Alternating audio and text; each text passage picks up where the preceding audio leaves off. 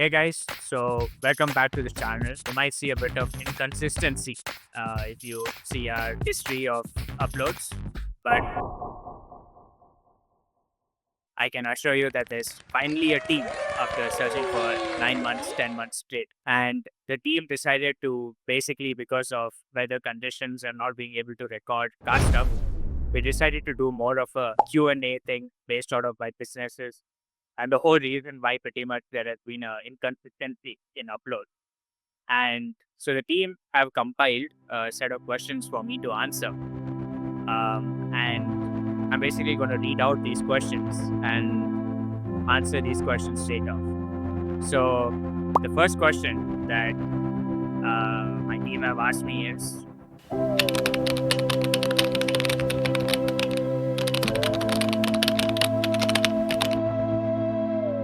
so to be very honest, I've always had this source in mind that having multiple sources of income is the best stream of income you could ever get. And partly because when you have goals and ambitions of being as strong as some of my childhood favorites like Shmi 150 or Auto Alex, you do realize there's a lot of expenses that you have to account for. And if you think about the operations and logistics of every business, it's the if you know things like marketing or things like operation, you could quite literally outsource each of those to your different set of companies and therefore have different kinds of registrations and different kinds of tax loopholes and all that. So, in some sense, it was a fun idea to have multiple sources of income and many means. And that's kind of how I just wanted to split my different sides of a business into different companies, really. Uh, it just made more sense, just was more practical and more coherent to kind of maintain the same. Uh, and one of my earliest startups, which leads on to the second question, is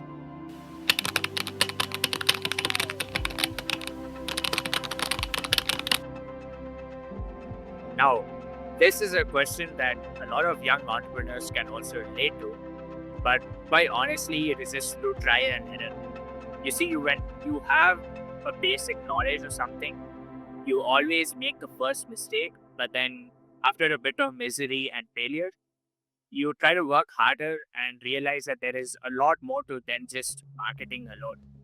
So you really start thinking as to how I can build a business that can cater to things like, marketing, finance, operations. And really, there are a lot of companies out there that require marketing for a lot of their products, which is why one of my first startups that you see powering this channel and powering a lot of my other initiatives, Product Pursuit, really caters to.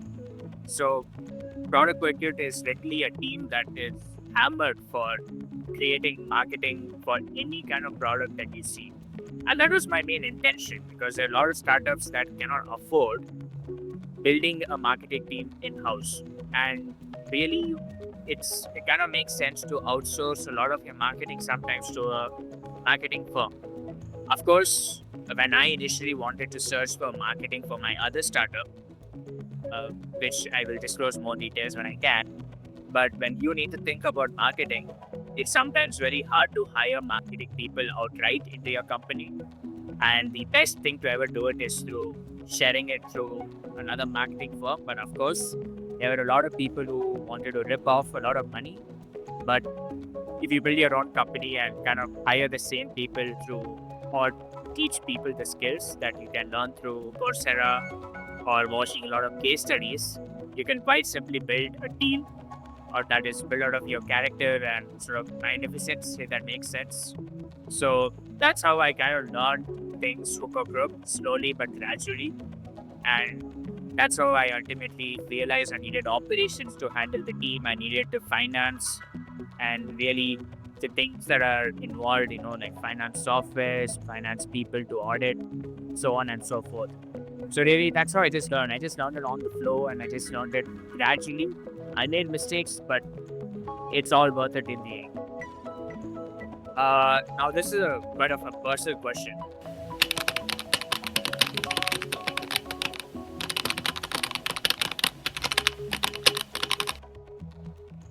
I kind of need to dissect this because I was initially supposed to go to Penn State, but when my grandfather passed away, it was too much of a commitment, so I decided to take a gap year. Long story with that. But really, when you start businesses and you slowly, gradually kind of advise so many companies or join in as an independent director for a lot of companies, it really becomes your personal life. So you need to kind of mix your existing personal life into your business schedule. The concept of having a personal life and having businesses that need your commitment and your time really does not exist unless if you can make it coexist. Uh, and that's really how you kind of need to manage your personal life and your business life all at the same time. You need to make time, and sometimes you need to make sacrifices to come up with how to manage your business and how to take care of your personal family needs. And as for my education, I'm soon going to be starting, but I decided to do it more on an online basis. In fact, not sponsored, but great shout out to Penn State, where they offered me this position at the World Campus. And really, it's the best thing ever if you're an entrepreneur who still wants to pursue your undergraduate or postgraduate life. And I would highly recommend it because it allows you to stay committed to your businesses and it allows you to stay committed to your education life all at the same time. Of course, through a lot of time management. Um, so yeah, I think that's pretty much it for our first video after a long while. Stay tuned for more videos, providing if Bangalore weather can be kinder to us. And I can't wait to share more exciting content coming soon and maybe even some of the behind the scenes with the team that we have at the moment. So take care, drive safe, don't drink and drive. #play. Bye.